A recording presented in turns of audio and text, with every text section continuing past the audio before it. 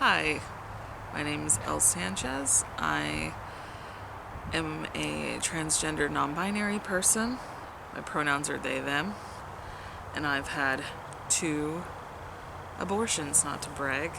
I tried to create some sort of serenity by shooting this in my yard while I'm sitting cross-legged, but I think all I did was get closer to the sound of a constant whoosh. Like I'm trying to pretend this is a secret garden.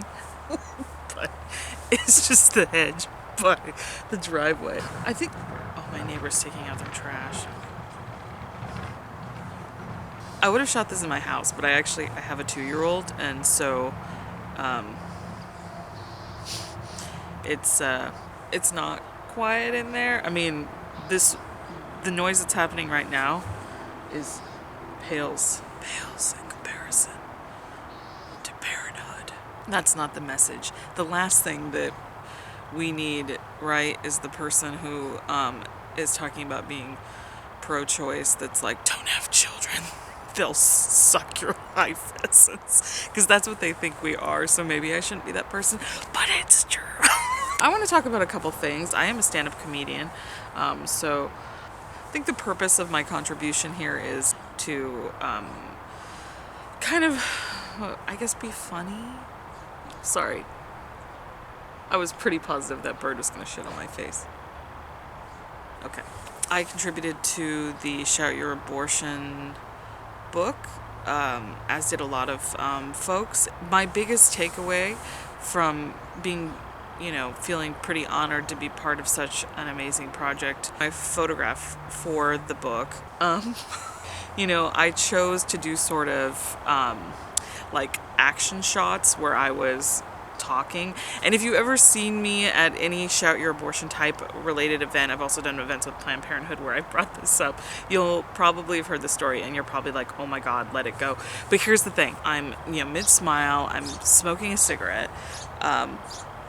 Really? Nature. I had shaved my head, I think like a month or something before I took that photograph. And put all those things together, I 100% look exactly like the mole from The Wind in the Willows. Which I guess is charming and rustic or something. Everybody else looks so amazing in the book, and so look at this amazing person, look how artistic and beautiful this photograph is. It really makes you feel the emotion of this story. Also, I'm sorry, is this Mr. Toad's best friend? Not that Mr. Toad's best friend cannot have an abortion, because abortions are for everyone. As a non-binary person and a transgender person, I feel like a lot of us get left out of conversations about reproductive health care. That is a serious, serious problem. And while issues with reproductive health care and related to access to abortion are absolutely issues that are feminist issues, I think the important thing is to remember these are not just procedures and needs of cisgender women. When you're in a circle talking about marginalized identities, oh my God, bird, for real? No matter what, if you're, oh my God, what this is reminding me of? I had a boss that used to have a sound machine that she would play in her office, and it would just play bird sounds, just fucking bird sounds. And she would play it like on a loop for like 4 hours in the morning before lunch. Like, it was literally bird sounds and Shakira. Oh, that bird didn't like me bringing up Shakira. In discussions regarding marginalized identities, a lot of times, whatever privileges folks have are always going to be the things that are centered most in that group. So this is true of discussions about feminism. White women, white cisgender women always become the center, the focus of those discussions.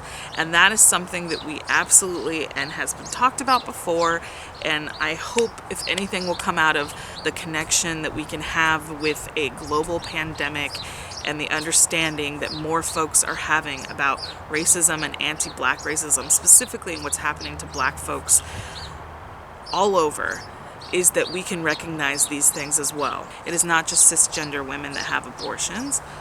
Trans men have abortions, non-binary folks have abortions. Reproductive health care and conversations about reproductive health care also involve trans women. Please don't leave trans women out of this conversation. When we talk about sexism and we talk about misogyny in conversations that largely center white and cisgender women, the important thing to remember is that sexism, misogyny also affect trans women.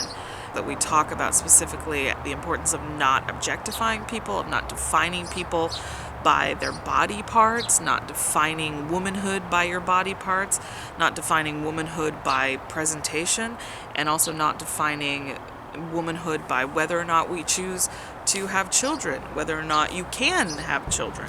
And I don't understand why trans women can't be included in that conversation as well, or why trans women should be defined as women for these things that cisgender women are also trying not to be defined by. Feminism is not feminism if you don't include trans women. As a non-binary person who has been pregnant thrice and had 2 abortions, I keep bragging about that. I understand that folks with vaginas, folks with wombs, are folks having abortions. But at the same time, having a womb, having a vagina isn't specific to women. Here's the reality about that. That's facts. Those are the facts I just put out there. Facts. Fact number 1, if you don't believe that, I am a non-binary person. A vagina. Not that it's any of your business, and you shouldn't be asking people about their genitalia.